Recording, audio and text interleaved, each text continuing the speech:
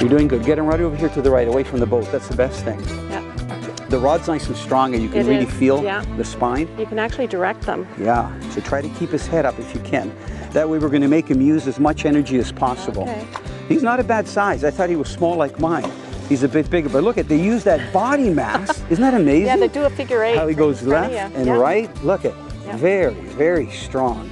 Gorgeous. I love that. Big head shakes. Yes. What he's trying to do is literally try to unravel himself. He thinks he's probably caught up in something. He's not used to having a hook in his mouth. This is great.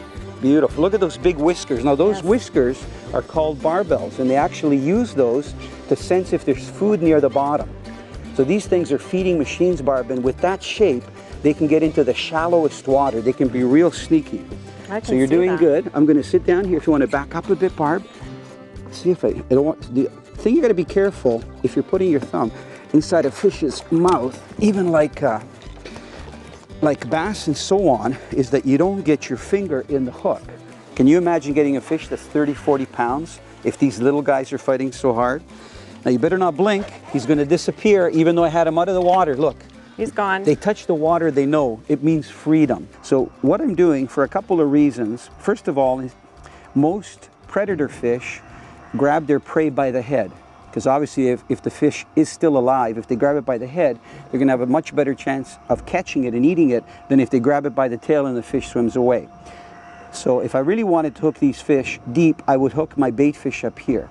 But I don't want to do that because we're releasing the fish we're catching. So what I'm doing is hooking it between the dorsal fin and the tail. And I'm also using this part of its body because it's pretty firm meat, and I'm going through the spine. Okay, and the hook is totally exposed. You can see the tip of the hook.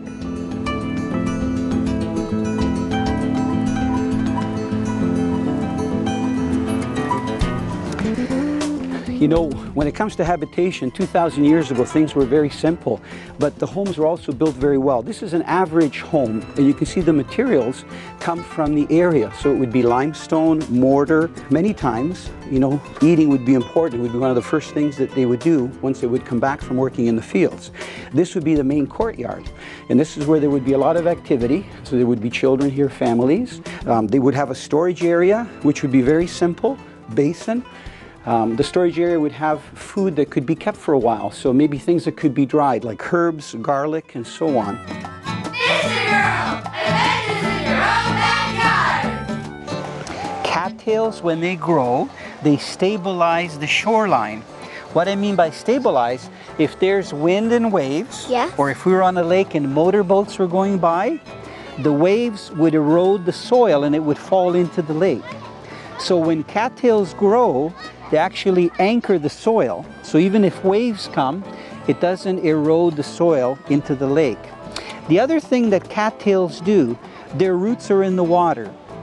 And when they take nutrients out of the environment, they filter the water.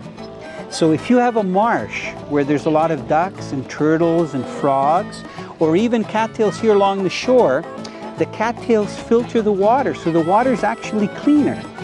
So cattails are very important because they create clean water.